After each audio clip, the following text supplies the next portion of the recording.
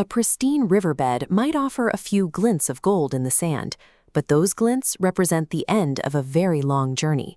For the modern prospector, the real challenge isn't finding what's been washed away, it's locating the source that stayed behind. To understand how that search evolves, we look to Bodie, California. In 1859, this was a small camp built by men panning surface dirt. Within a few decades, it transformed into an industrial hard rock complex. That transformation pulled $34 million in gold and silver out of these hills, a figure that would be exponentially higher in today's market. Accessing that kind of wealth requires evaluating 3 specific methods of prospecting. We are going to grade each one by looking at the required capital investment compared against the probability of discovery. Modern prospecting is a precise calculation.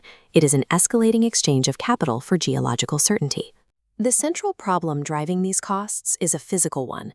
The most massive, highly profitable ore bodies sit locked deep underground. They are often buried beneath a thick layer of unmineralized, fragmented volcanic rock known as breccia. This material acts as a dense geological blanket, hiding the valuable quartz veins from view. This exact layer of breccia at Bodie delayed the district's industrial boom for nearly 20 years. Early miners recovered surface gold, but the massive quartz deposits remained out of reach. When you face a breccia cap, standard surface indicators become useless. You cannot visually inspect the ground and expect to find a trail leading to the ore. The surface rock provides no information about what sits 300 feet down. This geologic barrier forces a clear decision. You can either abandon the site entirely, or you can increase your financial risk to look deeper. Let's start with the lowest barrier to entry, placer prospecting. This technique relies on manual labor, a pan or a sluice box, and access to fluvial beds or spring runoff. Your expected outcome here is recovering small, weathered flakes of gold that have concentrated near the surface of the riverbed.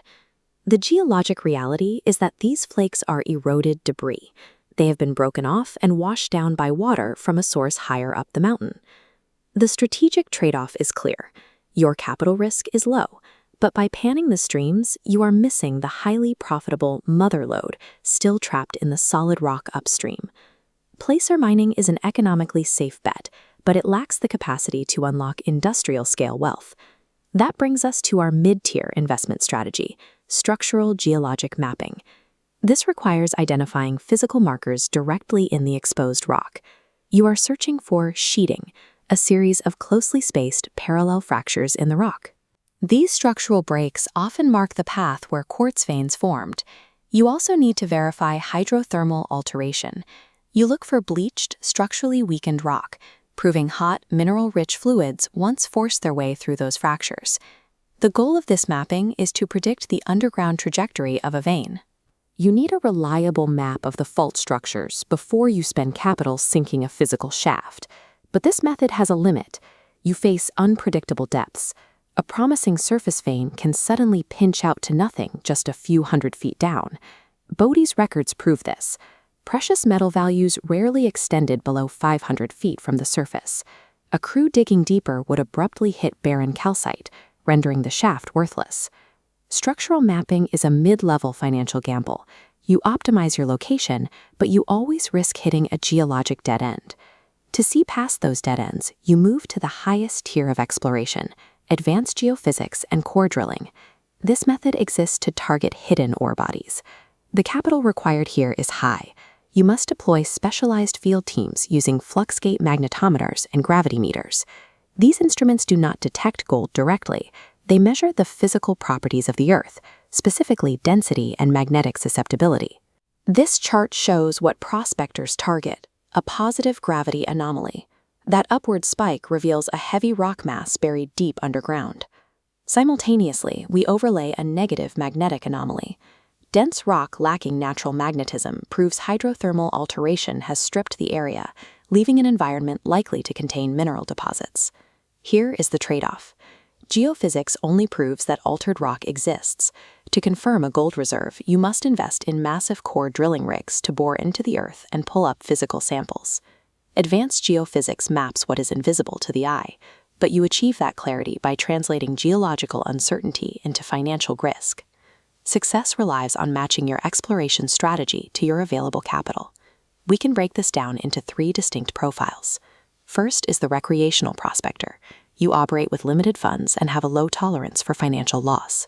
Next is the serious independent. You hold moderate capital, you want a higher return, and you are willing to do the physical labor of surface targeting. Finally, the enterprise explorer. You represent an institution that requires massive, scalable yields to justify its existence. Deploying the wrong technique for your profile leads to failure. You will either run out of money before reaching the target, or you will leave significant deposits in the ground. If you are the recreational prospector, stick to placer mining. Keep your inputs manual and manage your expectations.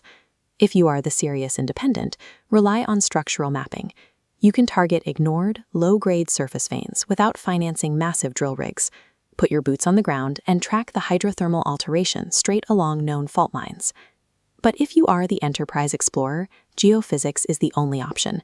It is the only way to bypass the brush cap and pinpoint the industrial-scale intrusive plugs required to fund your operation. The most significant deposits are separated from the surface by hundreds of feet of barren rock. Successfully unearthing them requires a capital strategy that matches the geological depth of the target.